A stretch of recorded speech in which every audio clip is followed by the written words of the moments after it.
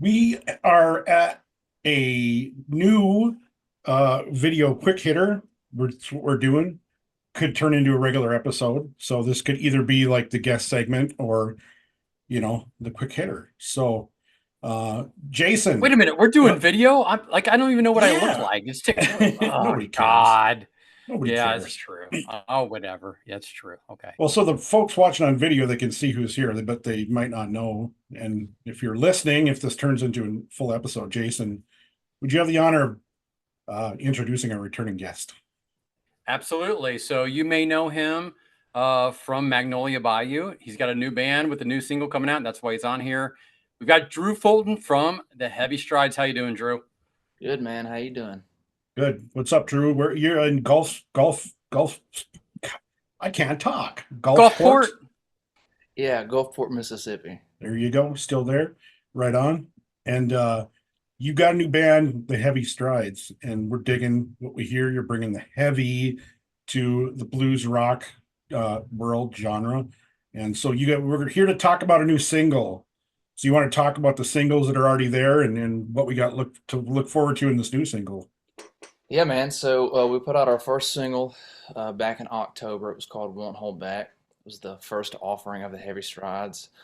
Put out a music video for that one, and then about I don't know, almost 8 weeks ago now, we put out our second single, which is called "Pick It Up." We put out another music video for that song about 3 weeks ago, and our next song, "Break," is coming out this Friday. And I'm excited about it, man. I think it's kind of the culmination of the the sound that we've developed with this new band. I think it's the most representative of the direction that we're headed. So When I was chatting with you in Messenger earlier, I had to compliment you on how much I can see the growth of the songwriting and the production on these songs all sound fantastic. And like I said, I don't like to compare, but I what I'm hearing is you're kind of in the same kind of, you know, universe or galaxy as, Blackstone Cherry. Like we got another heavy, rock and roll, blues, rock kind of sounding band, and it's fantastic. thank you, man. We'll take it. We'll take it. We love Blackstone Cherry, so huge influences of ours. So now, who's all in the writing process with these songs? Everything is we write together as a band in this new project.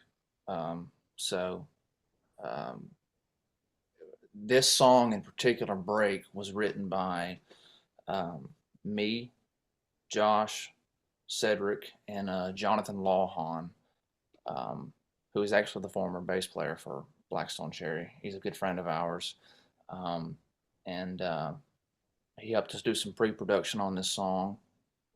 And yeah, we do everything completely as a unit now. We write the lyrics together, we write the music together, all that. And Cedric was the previous drummer too, wasn't he, from Magnolia Bayou?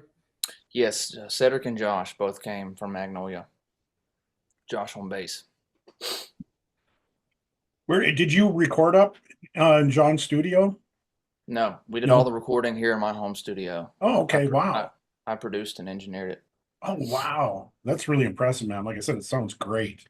Thank you, man. I appreciate that. You must have been working on that craft for a while, or, you know. Yeah, we started getting into it about 4 years ago, and it's slowly just become an obsession. Mhm. Building a home studio and learning how to craft those songs, and it's nice to have the time to be able to take our time and demo things out and listen to something one week and go, yeah, maybe we should add this or maybe we should change this without having to spend so much on a commercial studio. I mean, there's absolutely nothing like that atmosphere, but I think it's been really beneficial for the music and the direction that we've been trying to head, to be able to take our time and work out of my home studio. So, Well, it does. It definitely sounds great. I mean, is there any, I kind of got the sense in the previous band that you're bringing some of the heavy stuff into that. Is that the direction where your heart was taking you? oh yeah, 100%. We all have hard rock roots, especially me and Cedric. Cedric was a he grew up playing in heavy metal bands down here on the coast. So, Wow. and of course, I grew up listening to hard rock. Mhm. So it's definitely something we've kind of talked about and wanted. It's a direction that we've wanted to head for a long time. So now we're just going for it. Got nothing Well, to and you've got lose. bass player from Blackstone Cherry, the original guys with you guys, which they're a very heavy rock, southern rock band. Yeah, absolutely. So Where where was that pre-production done? Is that done from like long distance from you guys down in Mississippi and John up in Kentucky? we did do the pre-production for this song in particular in Kentucky with John, and Okay, we brought it home, recorded it all here, and then he mixed it. So cool. Well, definitely sounds great. Right now you guys are a three piece. Is that what you're going to be doing moving forward then, or yes, that's what we're going to be doing going forward. So which? you're the full-time guitar player and singer. Yeah, yeah, I'm diving in, man. This break is it still features Tyler. He's our former guitar player. Mhm. He recorded his parts for this song before his departure, and of course he did a fantastic job. So he is going to be in this track, and then going forward, I'm going to be handling that duty. So Is that something that you've done in the past, like working on solos? Like where would you place yourself as a guitarist? You know, I would imagine not just rhythm, but is it soloing something that art that you've been working on? I've dabbled in it for years. I've never really dove into the craft because I've always been more focused on writing and developing my voice. And, for me, I'm a riff guy, so I write a lot of guitar riffs. I'm a rhythm guy. That's where my attention has always been. But it's become more evident now that it's something I need to start really developing. We had the conversation, me and Cedric and Josh, and it was like, I think maybe going forward we should just try to develop this big power trio sound. And they really pushed me and encouraged me to take up that role. So I'm gonna go for it, man. I do it a lot in my acoustic sets, my solo stuff. I use a loop pedal, so I've gotten into it a lot more over the past year. I've kind of had to push myself to do it. So, but I'm excited, man. It's kind of something I've always wanted to do. It's just never been something that I had to do. Mhm. So, Okay. Yeah. of course, what Brian. we've always had amazing guitar players in our band. Yep. So, Brian, I think we're gonna have to find out what Drew's rig is, what a guitar and amp Yeah, and there we everything you're go. doing, Let's right? talk some gear stuff. well, I've always played a deluxe. That's what I used in Magnolia Bayou. That's what I used early on in the heavy strides. And then I started running an orange head, just a super crush, Hmm. into my deluxe. And I was using a Friedman. Uh, what is it? I started using the Friedman BE overdrive for my heavy rhythm tones.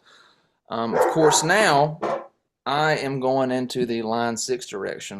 I'm moving into the HX Stomp world, especially now that I'm going to be handling all the guitars by myself. So what I'm really wanting to do with the HX Stomp is run two guitar cabinets in parallel and kind of offset one with a delay so we can get a really big heavy rhythm tone. Hmm.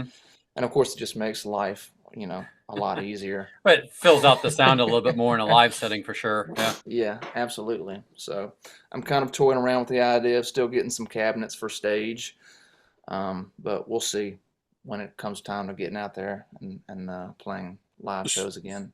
So will you be running everything line six, like head and cabinets, or Right now, the goal is to play direct, which I okay? know is you know that's a Interesting. crazy thing for a lot of us to process because I know we love our Right. tube amps, but I've been doing that for years, and I'm kind of excited about the ease of it all. So, and of Hmm. course, we run ears now. I built an in-ear rack for us so that when Hmm. we go out every night, we run our own ears, just so that we have consistency every single night. Every room sounds different, and you never know what you're going to Hmm. get. So, it definitely makes things easier in that capacity with just consistency in your ears every night. So, um, right now the plan is to run direct, but eventually I would like to get two cabinets and run them stereo on stage. So when the venues call for it. Well, I believe Metallica is no longer using, they're running direct, or right? So, or what is That's what I. like Helix or those kind of things. Like, and if they Yeah, can that's what do I it, hey, heard. that's a hell of a statement. I Well, mean, Fender has a good modeling pedal. Like there's a lot of Helix, like you said, Brian. I think that's becoming more and more common. And if people are traveling and you're doing in a van, I mean, it's a little bit easier to pack your stuff and go. Yeah, absolutely. Yeah, especially now that we're carrying this IEM rack with us. So it's just years of tugging around tube amps and having to replace and using pedal boards, and one of the power cables goes out, or one of your patch cables goes out, or one of your tubes goes out, or there's something wrong with your speaker Or connection. your back goes out from carrying it to and from Yeah, the van. yeah. The less I have to think about, so I can just perform and enjoy myself, the better. So, but so it's go ahead, man. you would say you built this in your system. Is this going along with engineering and whatnot? Is that like, I'm trying to picture the process. If you can take us through that, that'd be cool.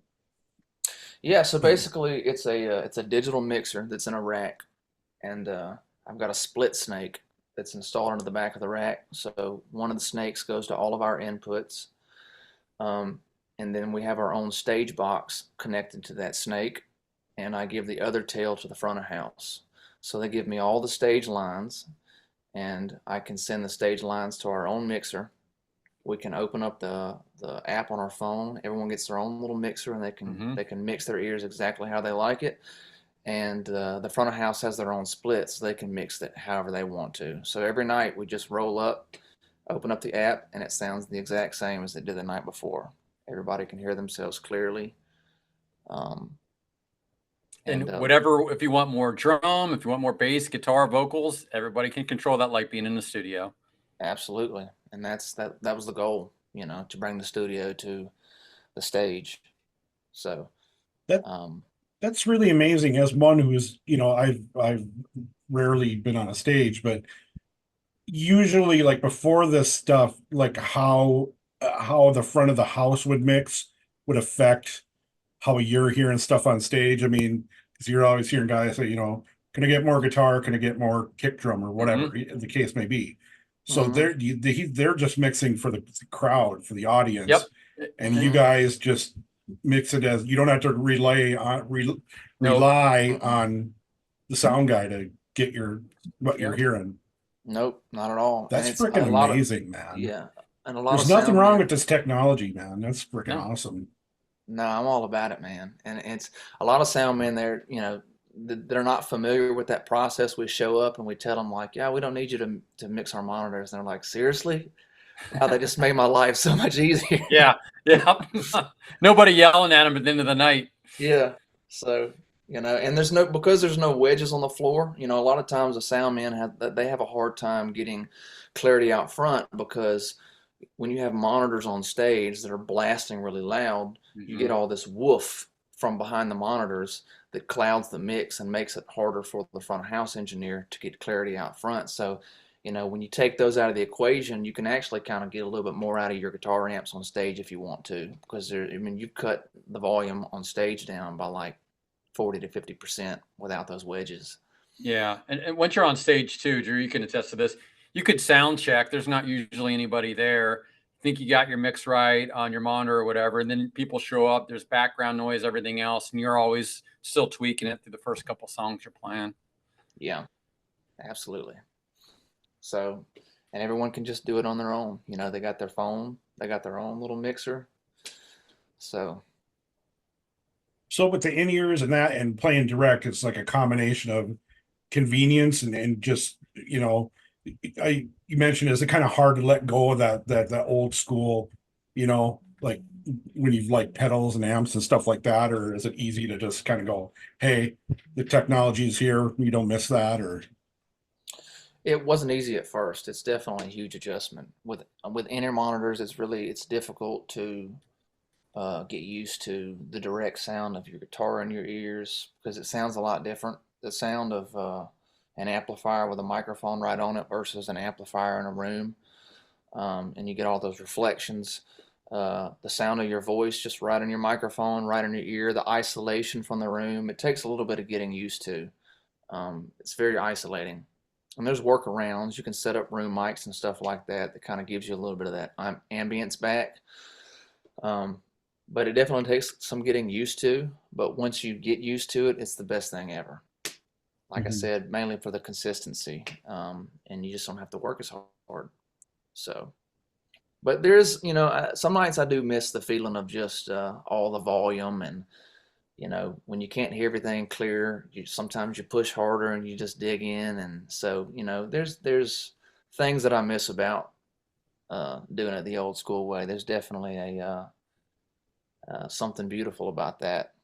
But like you said, we have the technology now, we have the advancements, so we're running with it. So with the song so far, are lyrics, is this stuff autobiographical? I can never say that word. Jason's got to say it for me. Autobiographical. Autobiographical.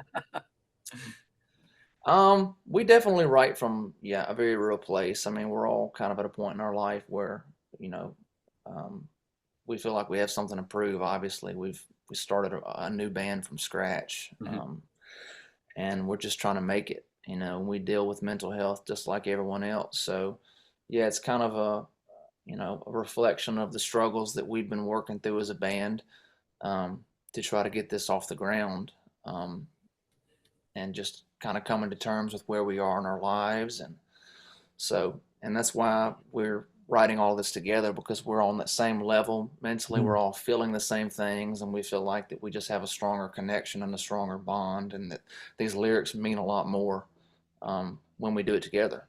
So Right on. What's next with your music, and songs? How many more songs you gonna release? Are you building up to an album? Like, what's the plan?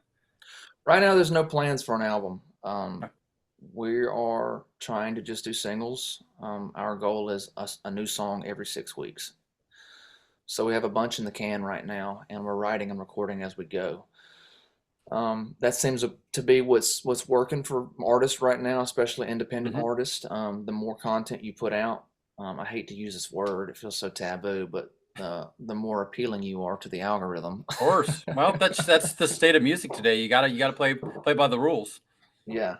So that's our goal, man. We're just working our socials, and trying to put out music as often as possible. We already got about 4 or 5 more in the can, and we'll have more by the time those are done. So I think maybe when we get to 8 or so, we might drop 2 or 3 together and compile it as an EP. Just that way we'll have something to sell when we start playing shows again. But at this point, we're just trying to push singles. So, well, what's the live music plan then, since you kind of hinted at it? we're hoping to get back out, play 2 or 3 shows, maybe later in the year. So things are kind of slow right now. I have a child on the way in 2 months. Well, Wow, congratulations and congratulations. condolences. Thank you, man. So we have significantly slowed down, and because we are a trio now, we're kind of reworking things. So we want to make sure that we're really comfortable, and then we know exactly how we want to execute our live shows. So we're hoping to play maybe 2 or 3 by the end of the year. We've talked about some, but hopefully by the time 2025 rolls around, we'll have a decent discography, and we'll have built up a good online following. And by that point, we plan to get out there as much as humanly possible. Well, I know a really good podcast, Brian, that Drew can come back on to talk about the 8, 9, 10 songs plus the live plan. What, don't you? I think I might know one. I think I might know a Oh, couple guys. the best Have you? podcast around, man. Let's do it. That's Hey, right. Well, thank you. you come back anytime talking like that. Have have have you guys played any shows yet? Did you do like 1 or 2 or no? We did a run back in, it was like late August, September through December. We did like 10 shows last year. Um, and they were great, man. We got a really, our debut show was actually on a cruise. We did Chillin' on the Valor again, Chillin' on the Valor, which Magnolia Bayou had done a year previous. So that was a really cool thing to do for our very first show. We did some dates in Nashville. We did some dates in Huntsville. We played the Throttle Fest again with Them Dirty Roses, Jive Mother Mary. Yeah. Who else was on the bill? I don't know if Georgia Thunderbolts was on the bill or not. I can't remember. But we did Throttle Fest, the Josephines. That was really good. And we had a really good response, man. So really looking forward to getting out there and doing it again. Well, we're really looking forward to everything else that you guys have to offer, and I'm damn proud of you. You know, I think you are like the first person I ever talked to. I think even before there was a podcast. I think you guys did a Facebook Live, but you were one of the very, very earliest guests as well. So I mean, I've been following you for quite a while. So you're doing a damn good job, man. Proud of you. Thank you, man. And it's been a pleasure watching y'all's podcast grow, man. It's all the guests that you've had, and I see a lot of great response, man. Everyone talks about the podcast, and it's been awesome to watch you guys grow. So, well, thank you for that. Brian does a good job, and he has a sweet way of talking to people to get them to show up. And Jason's pretty good at getting some guests himself. Yeah, man. I do all the behind the scenes stuff. Brian's all the front facing work of it. So it works. Works a good business model for us. It's a good team, man. Good team. Well, thank you, Drew Fulton, for coming back on, representing the Heavy Strides, the new single. Well, this will be drop on Friday, so you'll hear the new single break right after this. So thank you, Drew, for coming on. Absolutely. Thank you guys, man.